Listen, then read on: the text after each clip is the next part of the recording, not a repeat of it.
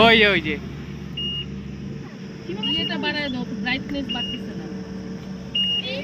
Hello friend, welcome back to my channel. তো আজকে আমরা মাদারিহাটে একটি ঐতিহ্যবাহী মন্দিরে যাব। সেই পুরনো মন্দির মাদারিহাট টোটোপাড়া যেতে এই মন্দির পড়ে। এই মন্দিরের জায়গাটির নাম হচ্ছে ভাঙ্গাবাড়ি। তো এখানে আমরা ছোটবেলায় খুব যেতাম এই মন্দিরে। তো আজকে প্রায় 30 বছর পর এই মন্দিরে যাচ্ছি সবাই মিলে। তো মন্দিরে যাওয়ার চারপাশের দৃশ্য দেখো, খুব সুন্দর। ছোট্ট একটি পাহাড়ের মধ্যে এই মন্দিরটি, শিব মন্দির। তো চলো, দেখবে তোমরা, সঙ্গে থাকো শেষ পর্যন্ত। খুব সুন্দর প্রকৃতি নিয়ে এই ব্লগ দেখো।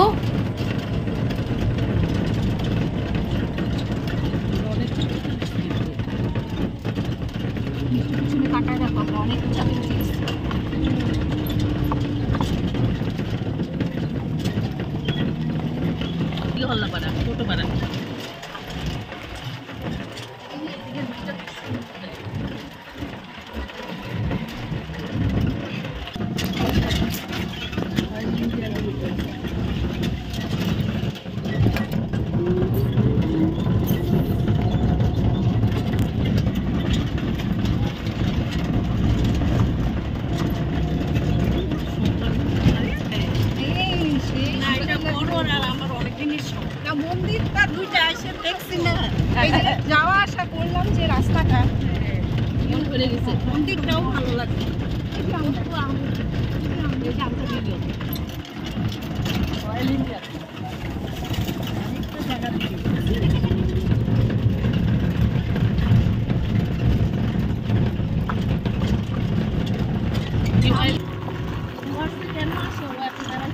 আমাদের ডুয়ার্সের চা বাগানের চা সুন্দরী কটেজ।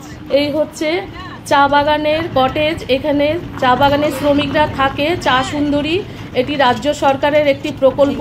খুব সুন্দর, একসঙ্গে অনেকগুলো কটেজ, এখানে ওরা থাকে চা বাগানের শ্রমিকরা।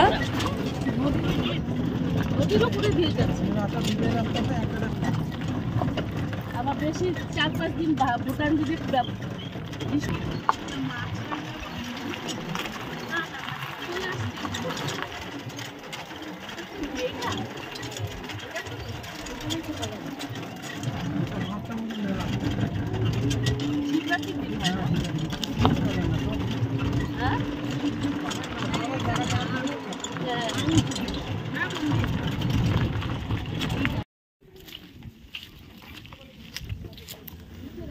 এই হচ্ছে ভাঙাবাড়ি শিব মন্দির। তো এখানে আমরা পৌঁছে গেছি, এখন মন্দিরে উঠবো। তো মন্দিরটা কিছুটা উঁচুতে, তো সিঁড়ি দিয়েই আমাদের উঠতে হবে। তো মন্দিরের অংশটাও দেখাবো, দেখো।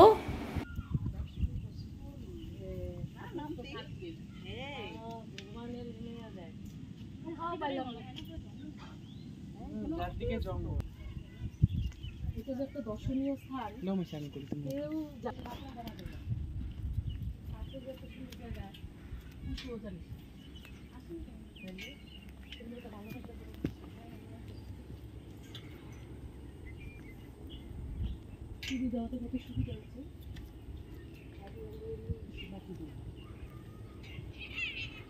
আমি এখন সুপেন্দ্র তাকে মিস করতেছি, সত্যি খুশি হয়েছে।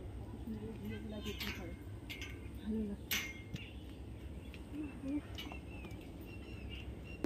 हम दिखे যাচ্ছে, মানে আমরা যাচ্ছি ভিউ দিয়ে আমাদের দিয়ে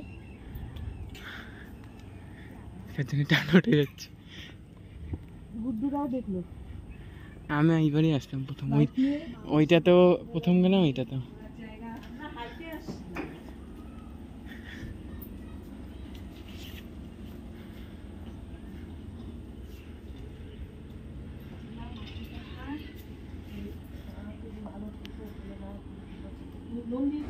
এই হচ্ছে নন্দী মহারাজ।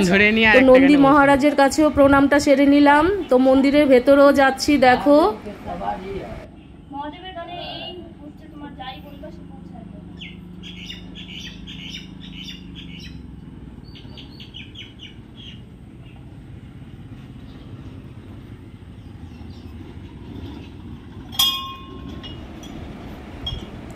এই হচ্ছে ভোলেনাথ। তো এই ভোলেনাথ একা একাই উঠেছে, এই মন্দিরে শিবলিঙ্গটা একা একাই উঠেছে। তো এটা স্থাপিত করা হয়নি, এটি খুব জাগ্রত শিব মন্দির।